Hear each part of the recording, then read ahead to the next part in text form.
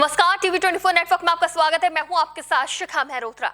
पश्चिम बंगाल में विधानसभा चुनाव का बिगुल बज चुका है और अप्रैल में होने वाले विधानसभा चुनाव से पहले सियासत अपने चरम पर है। इस बीच टीएमसी प्रमुख और सीएम ममता बनर्जी को अपने हार का डर सताने लगा है। इसी डर की वजह से ममता बनर्जी ने एक बड़ा और चौंकाने वाला दावा किया है। उन्होंने कहा है कि उनकी हत्या की साजिश रची जा रही है। मन बाजार की एक रैली में ममता बनर्जी ने यह बयान दिया और इस एक बयान ने पूरे राजनीतिक माहौल को हिलाकर रख दिया।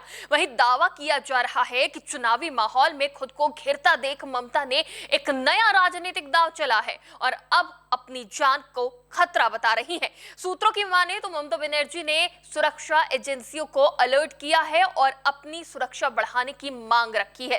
वहीं विपक्ष इस पूरे मामले को लेकर गंभीर सवाल खड़े कर रहा है।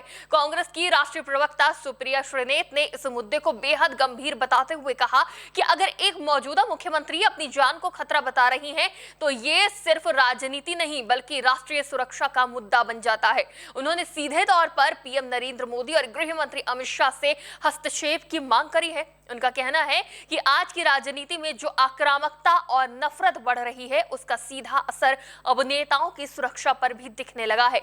वहीं राष्ट्रीय जनता दल के नेता तेजस्वी यादव ने भी ममता बनर्जी के बयान को गंभीरता से लेने की बात कही है।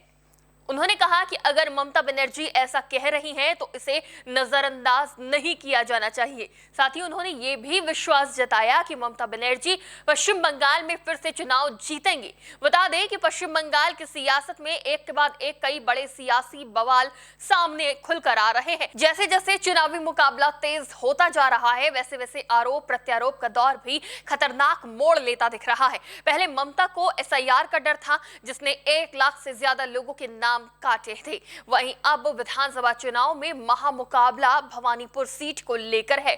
बता दें कि भवानीपुर सीट पर ममता बनर्जी और बीजेपी नेता शुवेंदु अधिकारी एक दूसरे के आमने सामने हैं। इसके अलावा ममता को इस सीट पर एक और डर सता रहा है। ये डर है तृणमूल कांग्रेस से निकाले गए हुमायूं कबीर की पार्टी आम जनता उन्नयन पार्टी से। फिलहाल हुमायूं कबीर ने अपनी पार्टी की 15 कैंडिडेट्स की पहली लिस्ट जारी कर दी है। उन्होंने ममता बनर्जी के खिलाफ भवानीपुर सीट पर एक गैर बंगाली मुस्लिम उम्मीदवार पूनम बेगम को मैदान में उतारने का ऐलान किया है। भवानीपुर से शुवेंदु अधिकारी को उतारने और हुमायूं कबीर के एक गैर बंगाली मुस्लिम उम्मीदवार को उतारने को ममता बनर्जी को सियासी चक्रव्यूह में फंसाने की कोशिश माना जा रहा है। यह देखना दिलचस्प होगा कि ममता बनर्जी सियासी चक्रव्यूह से कैसे बाहर निकलती हैं और इसके लिए टीएमसी की रणनीति क्या होगी।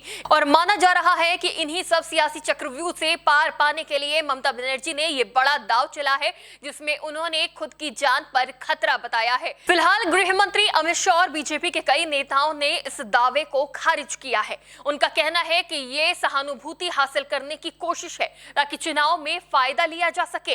वहीं बीजेपी के राज्यसभा सांसद दिनेश शर्मा ममता बनर्जी पर जोरदार पलटवार करते हुए कहते हैं कि ममता बनर्जी को खुद का खतरा नहीं है बल्कि उनके शासन में राज्य की जनता परेशान है। उन्होंने आरोप लगाया कि उनकी नीतियों के कारण गरीब, बेरोजगारी, महंगाई और भ्रष्टाचार जैसी समस्याएं हैं और जनता का भरोसा अब बीजेपी की ओर बढ़ रहा है। फिलहाल बीजेपी लगातार टीएमसी सरकार पर प्रशासनिक विफलता और कानून व्यवस्था की स्थिति खराब होने के आरोप लगा रही है। वहीं टीएमसी इन आरोपों को खारिज करते हुए केंद्र और बीजेपी नेताओं पर राजनीतिक बदले की कार्रवाई और दबाव बनाने का आरोप लगाती रही है।